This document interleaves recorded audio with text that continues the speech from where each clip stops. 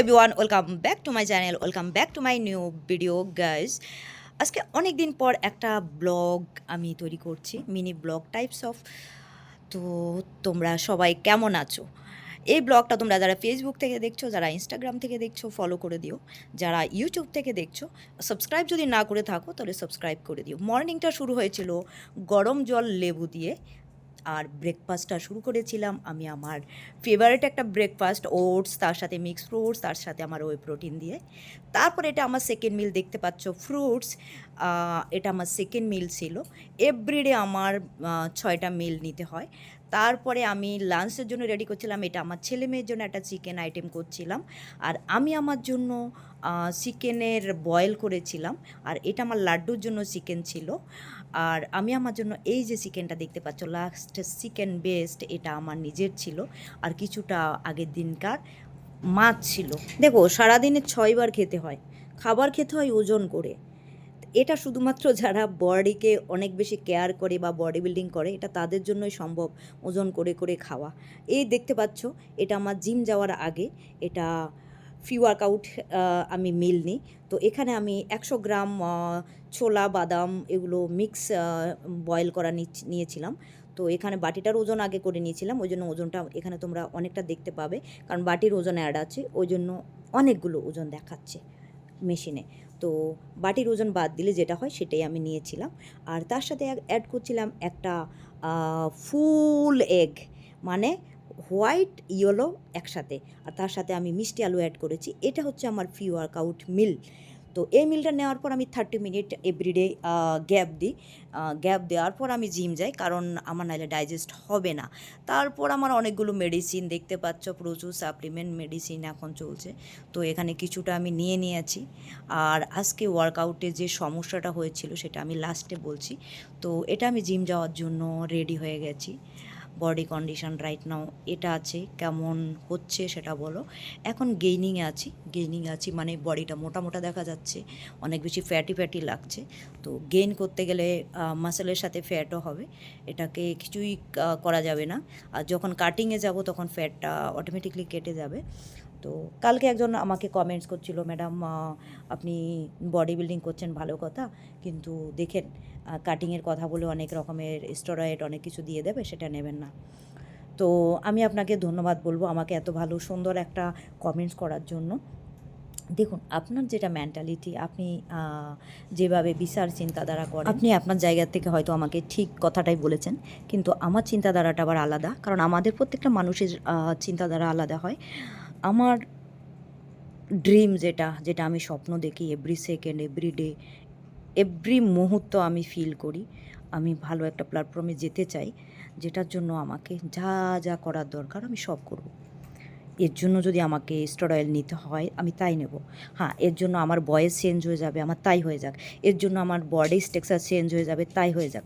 কারণ মানুষ যখন স্বপ্নের পেছনে দৌড়ায়, তখন আশেপাশে বা ওই যে সাইড এফেক্ট ওগুলার অতটা ভাবে না। আর অত ভেবে কী হবে? দেখুন, এগুলো হলে শরীর খারাপ হবে, মারা যাব, এটা তো সত্যি। এই পৃথিবীতে আমরা মারা যাব না এমন কেউ কি আছি? একদম নেই। মৃত্যুটা আমাদের সবার জন্য সত্যি, হ্যাঁ, কারো আগে কারো পরে। তো এবার আমার সাথে যদি এটা হওয়ারই থাকে, আমি তাড়াতাড়ি মারা যাব, তাহলে আমি তাড়াতাড়ি মারা যাব। এই না যে আমি স্টেরয়েড নিলে আমি তাড়াতাড়ি মারা যাব। বাইরের দেশে আপনি দেখুন, আপনি কতটা জানেন আমি জানি না, প্রচুর মেয়েরা আছে যারা বডি বিল্ডিং করে, যারা অনেক ভালো একটা পজিশানে আছে, অনেকে অনেক কম বয়সে মারা গেছে, আবার অনেকে অনেক বয়স পর্যন্ত আছে। তো আমার পরমায়ু, আমার যতদিনের দুনিয়াতে থাকার অধিকার আছে, আমি ঠিক ততদিনে থাকবো। ওই জন্য আমি এগুলো পরোয়া করি না, কারণ লাইফে এতটা স্ট্রাগল করে এখানে দাঁড়িয়ে আছি। আমি মৃত্যুটাকে আমি মেনে নিতে আমার কোনো রকমের সমস্যা নেই, কারণ আমি একদিন মারা যাব, এটা সত্যি, এটা একদমই সত্যি, এটা আমি বিশ্বাস করি। হ্যাঁ, তারপরে আমি জিমে গিয়েছিলাম। জিমে যাওয়ার পর আমি ফ্রি হ্যান্ড এক্সারসাইজগুলো করছিলাম, কারণ লেগ এক্সারসাইজ ছিল, ওই জন্য ফ্রি হ্যান্ড এক্সারসাইজগুলো যেমন স্ট্রেচিং করছিলাম। স্ট্রেচিং করার পর আমি প্রথম নিয়েছি আমি ফ্রি স্কট। তো ফ্রি স্কট আমি দুভাবে নিচ্ছিলাম, কারণ আমার লেগটা খুবই উইক, মানে বডি বিল্ডিংয়ের লেগ মাসল যদি ভালো না হয়, বডি বিল্ডিংয়ের মূল রহস্যটাই মানে কি বলবো, আদরে রয়ে গেল, এটাই একটা ব্যাপার। আরে আমি বয়সবা দিচ্ছি, এদিকে আমার লাড্ডু আমাকে কামড়ে যাচ্ছে। তো কথা হচ্ছে আমার লেগ মাসলটা আমি বাড়াতে পারছি না। আমি যখনই একটু হেভি ওয়েট এক্সারসাইজ করি বা আমি মানে চেষ্টা করি লেগটাকে একটু ভালো করে ইয়ে করব, ট্রেন করব, আমার ক্র্যাম্প চলে আসে। এটা আমার অনেক দিন ধরে হচ্ছিল। তবে আজকে বিশেষ করে লেগ এক্সারসাইজ করতে গিয়ে প্রচুর ক্র্যাম্প আমাকে অ্যাট্রাক্ট করেছিল, যেটা আমার সবথেকে প্রথম আজকে জীবনে হয়েছিল আমার লোয়ার বডিতে, মানে পেটের নিচের দিকটায় আমার ক্র্যাম্প এসেছিল। এটা আমার আর কখনো হয়নি, আজকে 5 টাইম হয়েছিল। তো ক্র্যাম্পের সমস্যাটা রিসেন্টলি আমাকে খুব অ্যাট্রাক্ট করছে, কিন্তু কিছুই করার নেই। তো এবার ক্র্যাম্প আসছে, আসুক। ক্র্যাম্পকে আমি কিছুই করতে পারবো না, এটা আমার না, এটা অনেকেরই আসে। তো দেখা যাক এটার জন্য কী করা যায়। এটার জন্য ভয় পেয়ে পিছিয়ে যাব তাও না, আমি চেষ্টা করে যাব। আমি কত দূর কী করতে পারবো আমি কিছুই জানি না, আমি এভরি সেকেন্ড তাই বলি।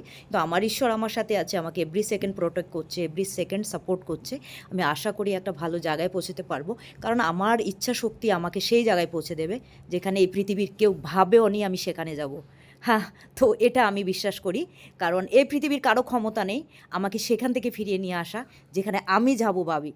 আর আমরা যদি কিছু করব মনে করি, সেটা আমরা 100% করতে পারবো। আমার ফ্যামিলি, আমার আত্মীয় স্বজন, আমার পাড়া প্রতিবেশী কে কীভাবে দেখলো, কে কোন চোখে দেখলো, এটা আমার জাস্ট ডোন্ট কেয়ার। কারণ আমি জানি এই পৃথিবীর মানুষ স্বার্থপর, এই পৃথিবীর মানুষ নিজেরটাই ভাবে। হ্যাঁ, এই পৃথিবীর মানুষ নিজের জায়গাটাকে তৈরি করে নেয়। তো আমি রাইট নাও আমি আমার নিজস্ব থিঙ্কিং থেকে এই কথাগুলো বলি। কারো খারাপ লাগলে আমার কিছু করার নেই, তার জন্য সরি। আর আমি আমার জায়গায় পারফেক্ট আছি। আর কে আমাকে কোন চোখে দেখলো, কিভাবে দেখলো না দেখলো, আমার কিছু যায় আসে না। কারণ একটা মেয়েকে এই কন্ডিশানে, আমি এখন রাইট নাও যে মেন্টালিটিতে বিলং করি, এই মেন্টালিটিতে একটা মেয়ে কখন আসে, কী কারণে আসে? আমরা মেয়েরা ভালো থাকতে চাই, সংসার চাই, স্বামী চাই, আমাদের সাথে কি আদৌ সেটা হয়? তো আমি একটা কথাই বলবো, মেয়েরা আর পিছিয়ে থেকো না, এখন সেই সময় এসে গেছে। নিজের মন খুলে বাঁচো, প্রাণ খুলে বাঁচো, নিজের জন্য বাঁচো, নিজের মতো করে বাঁচো। তোমার যেটা ইচ্ছা তুমি সেটা করো। হ্যাঁ, শুধু এটা করো না যেটা করলে কারো ক্ষতি হয়ে যাবে। কারো ক্ষতি যেন না হয় এমন কিছু করো না, কারোর সাথে সিট করা, প্রড করা, এগুলো এগুলো করলে কর্মা তোমাকে রিপিট দেবে। তো ওগুলো না করে নিজের জন্য নিজের মতো করে বাঁচো, প্রাণ খুলে বাঁচো, নিজেকে পাখির ডানার মতো উড়িয়ে দাও, মেলে দাও। একদম তোমার যেটা ইচ্ছা তুমি সেটা করো, যেটাতে তুমি কমফোর্টেবল সেটা করো। আর অ্যাকচুয়ালি মেয়েরা বডি বিল্ডিংয়ে অনেক বেশি পিছিয়ে আছে, ছেলেরা প্রচুর এগিয়ে আছে। তো আমি একটা কথা বলবো, ছেলেরা আর মেয়েরা একটা জায়গায় যখন সবাই আমরা সমান অধিকার দাবি করি, হ্যাঁ এটা ঠিক, আমাদের মেয়েদের বডি বিল্ডিংয়ে প্রচুর সমস্যা। কারণ ছেলেদের মাসল গ্রোথ যত তাড়াতাড়ি হয়, আমাদের মেয়েদের মাসল গ্রোথ অনেক লেটে হয়। কারণ আমাদের হরমোন আর ছেলেদের হরমোন পুরোপুরি আলাদা। তো ওই কারণে আমাদের মেয়েদেরকে প্রচুর খাটতে হয়, বডির পিছনে প্রচুর খাটতে হয়। তো চলো, আজকের এই ভিডিওটা তোমাদের কেমন লেগেছে অবশ্যই আমাকে কমেন্টসে বলবে। সবাই অনেক অনেক ভালো থেকো, সুস্থ থেকো, সাবধানে থেকো, নিজের যত্ন নিও, নিজেকে ভালোবাসো।